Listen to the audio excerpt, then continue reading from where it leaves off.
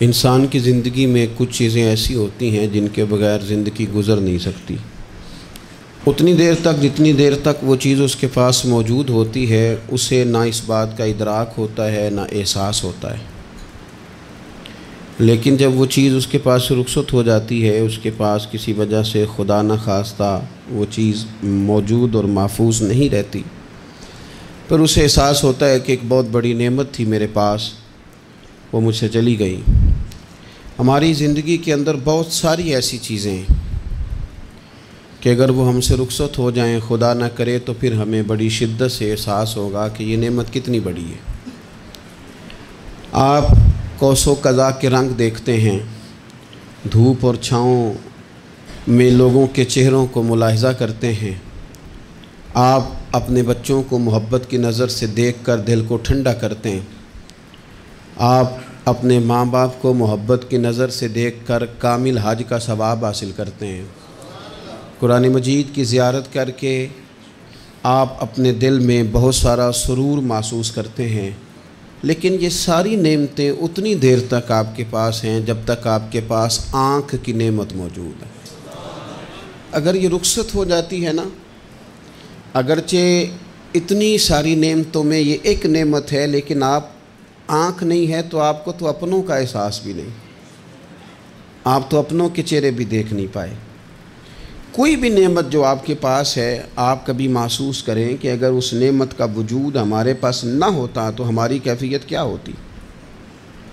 یہ سانس ہے، ہم 2 دفعہ سانس کا استعمال کرتے ہیں، ایک دفعہ اندر جاتی ہے اور ایک دفعہ باہر آتی ہے۔ اگر اندر نہ جائے تو بھی مسئلہ ہے، چلی گئی ہے لوٹ کر باہر نہ آئے تو بھی بہت بڑی مشکل ہے۔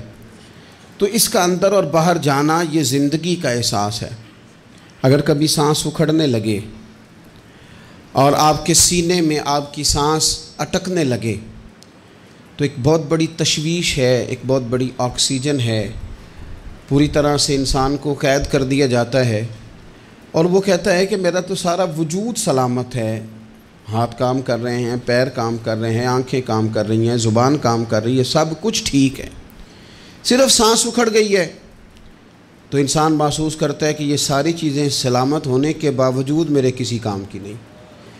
آپ کے پاس جتنی بھی نعمتیں ہیں ان کو اگر آپ شمار کریں تو کبھی آپ کہیں گے کہ ساری نعمتوں میں آنکھ زیادہ ضروری ہے، کبھی کہیں گے کان زیادہ ضروری ہے، کبھی کہیں گے زبان زیادہ ضروری ہے، کبھی کہیں گے دل زیادہ ضروری ہے، کبھی کہیں گے روح زیادہ ضروری ہے، لیکن میں آپ سے عرض کروں ان ساری چیزوں کے بغیر گزارا ہو سکتا ہے، رسول کائنات کی غلامی کے بغیر گزارا نہیں ہوتا۔ کیوں؟ اس لیے کہ اگر حضور کی شفقت نہ ہو، نبی پاک علیہ السلام کی رحمت نہ ہو، وہ ابن القیم نے ایک جگہ پہ کہا تھا کہ یہ حضور نے ہمیں انسان بنایا ہے، یہ نبی پاک علیہ السلام نے انسانیت کے اسباق پڑھائے ہیں، اخلاقی رویے کیا ہوتے ہیں حضور نے بتلائے ہیں، اگر حضور کا کرم نہ ہوتا تو انسان ایک دوسرے کو کاٹ کے کھاتا۔ یہ حضور نے بتلایا ہے کہ تم نے کس طرح زندگی کو گزارنا ہے۔ محبوب کریم علیہ السلام کا وجود نور ایک ایسی چیز ہے کہ اگر وہ کائنات سے معاذ اللہ سائیڈ پہ کر دیا جائے تو اس کائنات کا قائم رہنا کسی صورت بھی ممکن ہے ہی نہیں۔ اسی لیے تو اقبال نے کہا تھا کہ ہو نہ یہ پھول تو بلبل کا ترنم بھی نہ ہو، چمن دہر میں کلیوں کا تبسم بھی نہ ہو نہ یہ ساقی تو پھر میں بھی نہ ہو، خم بھی نہ ہو، اور بزم توحید بھی دنیا میں نہ ہو، تم بھی نہ ہو۔ وہ بڑی بات کہہ گئے ہیں، میں نے بھی اس کو کوئی نہیں کھولنا، کہتے ہیں بزم توحید بھی دنیا میں نہ ہو، تم بھی نہ ہو، خیمہ افلاق کا استادہ اسی نام سے ہے، اور نبض ہستی تپش آمادہ اسی نام سے ہے۔ تو اقبال پھر ہمیں کرنا کیا ہے؟ کہنے لگے کرنا آپ کو یہ ہے کہ قوت عشق سے ہر پست کو بالا کر دے اور دہر میں اسم محمد سے اجالا کر دے، یہ کرنے کا کام ہے۔ اس رستے پہ آپ چل پڑیں میرے بھائی۔ پہلی امتوں کے آپ تذکرے پڑھ لیں، کتابوں میں موجود ہیں، سورہ اعراف کو دیکھ لیں، اس میں بہت ساری چیزوں کا تذکرہ کر دیا گیا ہے، اور بھی قرآن مجید کی بے شمار صورتیں ہیں، آپ ان کو دیکھ لیں، اس پر غور کر لیں۔ جب قومیں نہیں مانتی تھی، انکار کرتی تھیں، تو اللہ تبارک و تعالیٰ انہیں تباہ کر دیتا تھا۔ بات نہیں مانی، ختم ہو گئی۔ ایک مقصد ہے نا جس کے لیے کسی چیز کو بنایا گیا ہے، تو مقصد تخلیق انسانیت کیا ہے کہ وما خلقت الجن والانس الا لیعبدون، جنوں اور انسانوں کو اللہ نے اپنی عبادت کے لیے پیدا کیا، اور ان کو جب عبادت کی دعوت دی گئی، جب انہیں پیغام دیا گیا اللہ تعالیٰ کی توحید کا، انہوں نے نہیں مانا، تو جس مقصد کے لیے بنایا تھا جب اس طرف ہی نہیں آئے۔ یہ پنکھا لگایا جاتا نا ہوا کے لیے، تو اگر پنکھا ہوا نہ دے تو اس کا کوئی چھت پہ کام ہے؟ اس کو اتار کے تو آپ سکریب والے کے پاس بھیج دیں گے، بھئی ختم ہو گئی بات۔ تو مقصد جو تھا نا اللہ کی عبادت تھی، تو جب قومیں اللہ کی عبادت کی طرف نہیں آئیں تو اللہ نے انہیں تباہ کر دیا اور صفحہ ہستی سے مٹا دیا۔ اللہ تعالیٰ کے پیارے محبوب علیہ السلام نے کفار مکہ کو، قریش کو، عالم عرب کو، عالم انسانیت کو دعوت دی، وداعیاً الی اللہ باذنہ وسراجا منیرا۔ اس منصب پر فائز ہو کر حضور نے دعوت دی۔ جب انہوں نے دعوت کا انکار کیا، حضور نے انہیں عذاب سے ڈرایا، اللہ کے عذاب سے، چونکہ حضور نذیر ہیں۔ انہوں نے یہ کہا کہ اگر آپ کہتے ہیں نا کہ ہم پر عذاب آئے گا تو پھر آپ وہ عذاب لے آئیں، ہم پہ آئے۔ جب کوئی آدمی منہ سے تباہی مانگے، جب کوئی شخص اپنے منہ سے یہ کہے کہ کر لیں جو ہوتا ہے معاذ اللہ، تو اگر تو سامنے والا کمزور ہو تو شاید وہ کچھ نہ کر سکے، لیکن یاد رکھنا کئی دفعہ کمزور ہوتا ہے تو کچھ نہیں کرتا، تو کئی دفعہ مہربان بڑا ہوتا ہے، رحمان اور رحیم کئی دفعہ کرم نوازی کرتا ہے۔ جب انہوں نے کہا نا کہ لائیں وہ عذاب ہے محبوب جس کا آپ وعدہ کرتے ہیں، تو اللہ نے کیا فرمایا؟ فرمایا وما کان اللہ لیعذبہم وانت فیہم۔ محبوب رب کی یہ شان ہی نہیں کہ انہیں عذاب دے، کیوں؟ اس لیے کہ آپ ان کے درمیان موجود ہیں۔ اے محبوب علیہ الصلاۃ والسلام، اللہ کی یہ شان نہیں کہ انہیں عذاب دے اس حال میں کہ آپ ان کے درمیان موجود ہیں۔ آپ میری بات کو سمجھیں گے، غور کریں گے کہ کافروں کے درمیان اگر حضور موجود ہوں تو عذاب نہیں آتا، تو قیامت میں جب حضور مومنوں کے بیچ موجود ہوں گے، مجھے کہہ لینے دو نا کہ اساں جہاں گناہیاں دا جدوں اعمال نامہ پھرول ہوئے، پھر ذرے ذرے نے سامنے آ جانا ہے، جو جو منہ تھی بولیا بول ہوئے، اساں بھی کول حضور دے بیٹھ رہنا ہے، لکھ عمل ترکڑی تول ہوئے، او دے کولوں بھی رب نے حساب لینا ہے جیڑا بیٹھا ہی محمد دے کول ہو صلی اللہ تعالی علیہ وسلم، او دے کولوں بھی رب نے حساب لینا ہے جیڑا بیٹھا ہی محمد دے کول ہوئے، جس کو کہتے ہیں قیامت حشر، جس کا نام ہے، جس کو کہتے ہیں قیامت حشر، جس کا نام ہے۔ تیرے دیوانوں کے لیے وہ دن تو جشن عام ہے، زیارت ہوگی نا حضور کی، تیرے دیوانوں کے لیے وہ دن تو جشن۔ اور ایک شاعر نے اور بات کھول دی، کہنے لگا ہر نظر کانپ اٹھے گی محشر کے دن، خوف سے ہر کلیجہ دہل جائے گا۔ اچھا جی پھر کیا ہوگا؟ ہر نظر کانپ اٹھے گی محشر کے دن، آنکھیں پھڑ پھڑائیں گی، کانپیں گی اور کلیجے پھٹیں گے۔ منظر ہی ایسا ہوگا، انسان اپنے پسینے میں ڈبکیاں کھا رہا ہے، حساب کا وقت آ گیا ہے اور سورج سوا نیزے پہ ہے، زمین دہک رہی ہے، تو کہنے لگے ہر نظر کانپ اٹھے گی محشر کے دن، خوف سے ہر کلیجہ دہل جائے گا، پھر اوڑھ کر کالی کملی وہ آ جائیں گے، پھر اوڑھ کر کالی کملی وہ آ جائیں گے، پھر اوڑھ کر کالی کملی وہ آ جائیں گے، ہر نظر کانپ اٹھے گی محشر کے دن، خوف سے ہر کلیجہ دہل جائے گا، پھر اوڑھ کر کالی کملی وہ آ جائیں گے، سارے محشر کا نقشہ بدل جائے گا۔ میرے عزیز، حضور کے بغیر گزارا، نبی کریم کے بغیر کوئی چارہ، ہمارا کوئی سہارا ہی نہیں حضور کے بغیر، ہم کدھر جائیں سوائے محبوب کے۔ اس لیے نا صحابہ اس بات پر مطلع ہو گئے تھے، وہ نا بڑی بڑی دھیمی دھیمی باتیں پوچھتے رہتے تھے، اطلاع مل گئی تھی نا کہ اصل کرنا کیا ہے، تو جو رازدار لوگ ہوتے ہیں نا وہ پھر دھیمے دھیمے راز کی باتیں کرتے ہیں، حضرت انس بن مالک حضور کے خادم تھے، اماں نے دے دیا تھا حضور کی بارگاہ میں، کہتے ہیں میں 10 سال مدینے میں حضور کی نوکری کرتا رہا، تو قریب سے دیکھا تھا نا سارا کچھ، بہت ساری احادیث ان سے مروی ہیں، بڑی چیزوں کو دیکھا تھا، تو ہم سیانے ہو گئے، باتیں سمجھ گئے، قریب رہنے والے لوگ تو قربان پچھانن والے ہیں، تو گل جان گئے گل کھول دے نہیں، تو قریب پہنچ گئے تھے نا، تو سمجھ آ گئی تھی بات کی۔ تو ترمذی میں موجود ہے، ایک دن حضور سے پوچھتے ہیں یا رسول اللہ قیامت والے دن آپ کو کہاں تلاش کروں؟ یعنی حضور علیہ السلام سے پوچھتے ہیں حضور میں نا قیامت والے دن، بھئی بات تو یہ نا کہ اعمال ٹھیک کیے جائیں، معاملات پر توجہ دی جائے، عبادات کا خیال کیا جائے، جو ہمارے ذمہ ڈیوٹیاں ہیں وہ پوری کی جائیں، تو وہ کہتے ہیں حضور وہ قیامت والے دن کہاں تلاش کروں؟ تو حضور نے بھی نہیں فرمایا کہ تو اعمال ٹھیک کر، مجھے ڈھونڈنے کی کیا ضرورت ہے، کہاں ڈھونڈوں؟ تو حضور فرمانے لگے مسکرا کے فرمانے لگے، چونکہ قربان پچھانن والے ہیں، تو اے گل جان گئے گل کھول دے نہیں۔ حضور علیہ السلام سے کہا یا رسول اللہ میں نہ قیامت والے دن کہاں تلاش کروں؟ تو حضور فرمانے لگے حوض کوثر پہ۔ یا رسول اللہ وہاں کیا ہوگا؟ تو فرمایا امت پیاسی آئے گی تو میں جام بھر بھر کے پلاؤں گا، میں جام بھر بھر کے پلاؤں گا، ایسا کہ تیری خیر تیرے میں کدے کی خیر، ایسی پلا کہ جس کا نشہ عمر بھر رہے۔ اور ایک نے کہا تھا کہ طیبہ سے منگائی جاتی ہے، سینوں میں رچائی جاتی ہے، توحید کی میں پیالوں سے نہیں نظروں سے پلائی جاتی ہے۔ حضور صلی اللہ علیہ وسلم نے فرمایا حوض کوثر پہ بھی جام پلائیں گے؟ سیانے بڑے تھے حضرت انس، اور بھلا ہمارا کر رہے تھے۔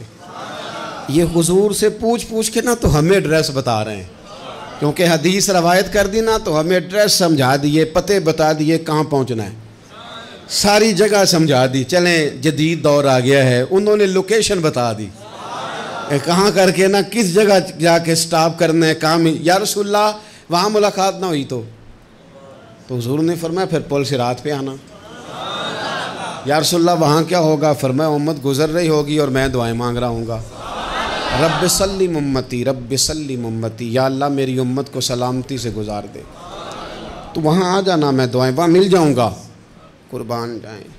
فاضل بریلوی بول پڑے، کہنے لگے خدا کی رضا چاہتے ہیں دو عالم، خدا چاہتا ہے رضائے محمد، اجابت کا جوڑا عنایت کا سہرا، دلہن بن کے نکلی دعائے محمد، اجابت نے جھک کر گلے سے لگایا بڑی ناز سے جب دعائے محمد، رضا اب پل سے وجد کرتے گزریے کہ ہے رب سلم دعائے محمد صلی اللہ تو عرض کی یا رسول اللہ وہاں ملاقات نہ ہوئی تو؟ میں نے کہا وہ ہمیں لوکیشن سمجھا رہے تھے، انہیں تو پتا تھا پہلے ہی، ایک قربان پچھانن والے ہیں، تو ایک گل جان گئے گل کھول دے نہیں، تو وہاں نہ ملاقات ہوئی تو حضور نے فرمایا پھر میزان عمل پہ آنا۔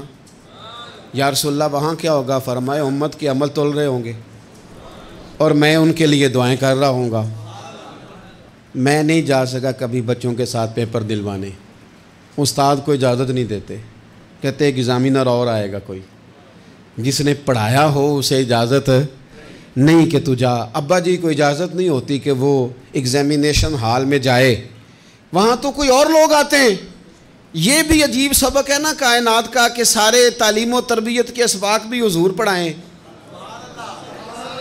رنگ بھی سارا حضور ہی بتائیں، اور قبر کے سوالات بھی سارے ہمیں حضور بتا دیں، اور جب پیپر ہونے لگے تو سرانے بھی کھڑے ہو جائیں، تو پھر کہہ لینا ایک دفعہ پھر کہ وہ دے کولوں کی رب نے حساب لینا، جیڑا بیٹھا ہی محمد دے کولوں، وہ دے کولوں کی رب نے حساب لینا۔ میرے عزیز ہمارا گزارا نہیں حضور کے بغیر۔ لوگ اصل میں نا ہمارا مسئلہ نہیں سمجھتے، ہمارا مسئلہ کچھ اور ہے۔ لوگ ہمیں نا بلا وجہ پریشان کرتے ہیں، کبھی جھنڈے سے، کبھی ڈنڈے سے، کبھی جھنڈی سے، کبھی کسی شے سے، کبھی کسی شے سے، کبھی کہتے ہیں وہ نعت اونچی پڑھ لی، کبھی کہتے ہیں سلام اونچا پڑھ لیا، کبھی کہتے ہیں وہ جھنڈیاں لگا دیں۔ میں نے کہا آپ کی بات بھی ٹھیک ہے پر ہمارا مسئلہ تو سمجھو نا، ہمارا گزارا نہیں نا بھائی۔ جو کسے دا عاشق ہووے او گل اسے دی، 100 مکر بہانے کر کے میں پوچھے میاں صاحب نو مزار تے جا کے کہ مکر کرنے ٹھیک نے؟ تساں آکھیا نا مکر کردا ہے تے حضور ٹھیک نے؟ تے مینوں لگدا ہے کہ پولا جان دے سے پے کہ سونا راضی کرنا ہوئے تے موڑ ٹھیک نے۔ حضور نے ایک دن کہا تھا، حضرت ابو سعید خدری نے کہا یا رسول اللہ آپ قرآن پاک کی تلاوت کر رہے تھے، قرآن پاک بڑا سونا پڑھتے تھے نا؟ تو نبی کریم نے سن لیا، اب کیا کریں دلیل دیں گے تو بات مضبوط ہو جائے گی۔ حضور نے سن لیا تو بعد میں فرمایا ابو سعید تو بڑا سونا قرآن پڑھتا ہے، رب کے علاوہ کسی کو دکھا کے عبادت کرنی جائز ہے؟ حضرت ابو سعید خدری کہنے لگے سن رہے ہیں، مجھے پتہ نہیں تھا آپ سن رہے ہیں، ورنہ میں نے تو اور بنا کے پڑھنا تھا۔ اب تو مان جاؤ نا، جو کسے دا عاشق ہوئے گل اسے دی کرد ہے 100 مکر بہانے کر کے، 100 مکر بہانے کر کے او دہی مرنے مرد ہے۔ میرے عزیز ہماری مجبوری ہے، لوگ اس بات کو سمجھتے نہیں، ہماری مجبوری ہے، حضور کا میلاد ضروری ہے، لوگ سمجھتے نہیں بات کو، اس لیے بلا وجہ رٹا ڈال کے بیٹھتے ہیں۔ بھئی ہم نے تو کوئی رٹا ڈالنا نہیں، نہ سیاست کا، نہ دولت کا، نہ اقتدار کا، نہ کسی اور چیز کا۔ سیاست دے جھگڑے اساں چھوڑ دیتے، تے محبت دا جھگڑا ہے، یہ چھڑا کوئی نہیں سکتا۔ تو میرے عزیز ہمارا حضور کے بغیر گزارا، اور نبی پاک علیہ السلام کے بارے میں رب فرماتا ہے وَلَسَوْفَ يُعْطِيكَ رَبُّكَ فَتَرْضَىٰ، محبوب میں آپ کو اتنا دوں گا کہ آپ اپنے رب سے راضی ہو جائیں گے۔ کیا کروں میں؟ اب یہ آیت اتنی شاندار ہے۔ حضرت امام زین العابدین رضی اللہ تعالیٰ عنہ سے کسی بندے نے کہا قرآن پاک میں سب سے زیادہ امید والی آیت کون سی ہے؟ اس کا خیال تھا لا تقنطوا من رحمت اللہ کہیں گے، اللہ کی رحمت سے نا امید نہ ہونا۔ اس نے کہا حضور سب سے امید والی آیت بتائیں، وہ کہتا میرے ذہن میں تھا کہ یہ والی آیت پڑھیں گے۔ تو امام زین العابدین رضی اللہ تعالیٰ عنہ فرمانے لگے سب سے امید والی آیت ہے وَلَسَوْفَ يُعْطِيكَ رَبُّكَ فَتَرْضَىٰ، رب کہتا ہے محبوب اتنا دوں گا کہ آپ اپنے رب سے راضی ہو جائیں گے۔ آیت نازل ہو گئی تو حضور پتہ کیا فرماتے ہیں صحابہ سے؟ فرماتے ہیں رب کہتا ہے حبیب تجھے راضی کرنا ہے، اور جب تک میرے سارے غلام جنت میں گئے نہ میں نے اللہ سے راضی ہونا ہی نہیں، میں نہیں راضی ہوتا اللہ سے۔ سارے جائیں گے تو میں تو کہتا ہی رہوں گا نا قربان پچھانن والے آتا، او گل جان گئے پر گل کھول دے، او گل کھول دے نہیں، پتہ چل گیا بات کا۔ حضور کے بغیر گزارا، حضور کے بغیر کوئی چارہ ہی نہیں۔ اور خود حضور کیا فرماتے ہیں؟ یہ سنن ابن ماجہ ہے، میرے رسول پاک صلی اللہ تعالیٰ علیہ وسلم ارشاد فرماتے ہیں، حدیث کے راوی حضرت ابو موسیٰ اشعری رضی اللہ تعالیٰ عنہ، حضور فرماتے ہیں کہ اللہ نے مجھے اختیار دیا۔ یا رسول اللہ کس بات کا؟ فرمایا رب نے اختیار دیا میں چاہوں تو آدھی امت بغیر حساب کے جنت چلی جائے، اور میں چاہوں تو اللہ سے اختیار لے لوں کہ یا اللہ مجھے شفاعت کا حق دے، میں سفارش کرتا جاؤں اور تو انہیں معافی دیتا جائے۔ یہ مجھے اختیار دیا اللہ تعالیٰ نے۔ تو حضور کیا فرماتے ہیں؟ فرماتے ہیں وہ آدھی امت والا سودا نہیں میں نے قبول کیا، میں نے نہ شفاعت لی ہے، کیونکہ یہ عام تر ہے اور یہ کفایت کرنے والی ہے، یہ عام بھی ہے اور کفایت کرنے والی بھی ہے۔ اور حضور نے یہ لفظ کہے، یہ سنن ابن ماجہ کتاب الزہد دیکھیے گا، اس میں روایت مل جائے گی۔ حضور فرماتے ہیں یاد رکھو تمہارا کیا خیال ہے کہ میری یہ شفاعت پرہیزگاروں کے لیے؟ خود جملہ استفہامیہ سے بات کرتے ہیں، تمہارا کیا خیال ہے کہ میری یہ شفاعت جو قیامت میں سفارش کروں گا تو پرہیزگاروں کی کروں گا؟ حضور فرماتے ہیں نہیں، میں قیامت میں گناہگاروں کی سفارش کروں گا، میں گناہگاروں کی سفارش کروں گا، گناہگاروں کے لیے عرض کروں گا اللہ کی بارگاہ میں۔ کچھ دن پہلے میں کہیں پڑھ رہا تھا کسی کا مضمون، اس نے تشبیہ کس طرح کی دی ہے مجھے پتہ نہیں، لیکن لکھ دی بات، کہنے لگے ایک وکیل ہوتا ہے ایک شفیع ہوتا ہے، ایک وکیل ہوتا ہے ایک، حضور وکیل نہیں ہمارے، حضور ہمارے شفیع ہیں، شفاعت کرنے والے ہیں۔ وکیل یہ کہتا ہے جج صاحب سے کہ یہ جس کا میں وکیل ہوں نا اس نے نا غلطی کوئی نہیں کی، اسے معاف کر دیں۔ وکیل یوں بحث کرتا ہے، کہتا ہے اس نے کیا ہی نہیں، جرم معاف کریں۔ اور جو شفیع ہوتا ہے نا وہ کہتا ہے مالک اس نے سارے کیے، تو میرے آنے کی لاج رکھ اور اسے معاف کر دے۔ یہ وکیل اور شفیع کا یہ فرق ہوتا ہے کہ شفیع کہتا ہے سونیا سارے کیے ہیں، بڑے بڑے پاپ کیے ہیں، پر میں جو آ گیا ہوں تو مہربانی کرنا معافی دے دے۔ میرے عزیز، حضور کے بغیر کہیں بھی گزارا نہیں ہے۔ ہم نے نا جب یہ بات سمجھ لی، اور پتہ ہے نبی کریم صلی اللہ علیہ وسلم نے آگے بڑھ کے خود بھی کئی مقامات پر اس بات کو کھول کر مختلف انداز میں بیان کیا۔ حضرت عبداللہ ابن عباس رضی اللہ تعالیٰ عنہ کی روایت آپ دیکھ لیں، یہ آپ کو مستدرک میں ملے گی۔ حضور صلی اللہ علیہ وسلم فرماتے ہیں قیامت کے دن اللہ تعالیٰ انبیاء کے لیے نور کے ممبر بچھائے گا، ہر نبی ممبر پہ بیٹھ جائے گا، ہر پیغمبر علیہ السلام اپنے ممبر پہ جلوہ فروز ہو جائیں گے، ہر پیغمبر۔ لیکن حضور فرماتے ہیں میرا ممبر خالی ہوگا۔ یا رسول اللہ صلی اللہ تعالیٰ علیہ وسلم آپ کا ممبر کیوں خالی ہوگا؟ حضور فرماتے ہیں میں ممبر چھوڑ کے رب کی بارگاہ میں کھڑا ہو جاؤں گا، اور اس ڈر سے کھڑا ہو جاؤں گا کہیں ایسا نہ ہو کہ میں جنت میں چلا جاؤں اور میری امت رہ جائے۔ میں اپنی امت کی سفارش کروں گا، رب میری امت کی سفارش قبول کرے گا۔ فرماتے ہیں میں اتنی سفارش کروں گا، اتنی سفارش کروں گا کہ جہنم کا دروغہ مجھ سے کہے گا کہ محبوب کمال ہو گئی، آپ نے تو اپنا کوئی غلام دوزخ میں رہنے نہیں دیا، سارے آپ نے نکال دیے۔ کسی شاعر نے بڑی خوب بات کی تھی، اس نے کہا تھا کہ یاد رکھو قیامت کا جو دن ہے نا، یہ قیامت کا دن دراصل ہمارا وقت ہوگا خاص، جب ہم نبی پاک صلی اللہ علیہ وسلم کی بارگاہ میں جائیں گے تو ہمیں سمجھ آ جائے گی کہ دنیا میں ہم نے کئی دوستیاں لگائی تھیں پر جھوٹی لگا بیٹھے، ایک دوستی سچی ہے جو مدینے والے کی ہے۔ وہ کہتے ہیں محمد بوٹیا جھوٹا ہی جاگ سارا، اے سچیاں مدینے والے دیاں یاریاں، سچیاں مدینے والے دیاں۔ تو نبی پاک صلی اللہ علیہ وسلم کے بغیر نہ دنیا میں گزارا ہے، نہ قبر میں گزارا ہے، نہ آخرت میں گزارا ہے۔ اب ایک سبق ہے، وہ سبق بھی آپ نے ضرور یاد کرنا ہے۔ جس شخصیت کے بغیر ہمارا گزارا نہیں، نہ قبر میں، نہ حشر میں، نہ پل صراط پہ، نہ میزان انبل میں، نہ حوض کوثر پہ، تو ہمارا ان کے بغیر دنیا داری میں گزارا کیسے ہو جاتا ہے؟ ہمارا تجارت بھی حضور سے سیکھیں، گھرداری بھی حضور سے سیکھیں، شادی بیاہ کے طریقے بھی حضور سے سیکھیں۔ جب گزارا نہیں حضور کے بغیر تو پھر زندگی کے سارے سلیقے حضور سے سیکھیں، پھر ادھر ادھر جانے کی ضرورت ہے۔ حضور کی سیرت کو پڑھیں، سوانے کو پڑھیں، حیات مبارکہ کا مطالعہ کریں۔ یہ جو ہم میلاد کا جلوس لے کے نکلتے ہیں نا، جب ہم نے نا بہت ساری چیزوں کو سطحی سا سمجھ لیتے ہیں معاذ اللہ بعض اوقات۔ یہ جب ہم میدان میں نکلتے ہیں نا، میلاد کے جلوس میں حضور کے نام کا نعرہ لگاتے ہیں، تو ہم نہ للکارتے ہیں اس نظام کو جو نظام حضور سے پہلے تھا۔ امیر غریب کی تقسیم تھی، ذات برادری کی تقسیم تھی، چھوٹے بڑے کی تقسیم تھی، گورے کالے کی تقسیم تھی۔ ہم جب میدان میں نکل کے نعرہ لگاتے ہیں تو ہم اس نظام کو للکارتے ہیں، ہم کہتے ہیں وہ نظام نہیں چلے گا، اب حضور کا میلاد ہو گیا ہے۔ اب نظام وہ ہے کہ جس پلیٹ میں ابو بکر صدیق کھانا کھائیں گے اسی میں بلال حبشی بھی کھائیں گے۔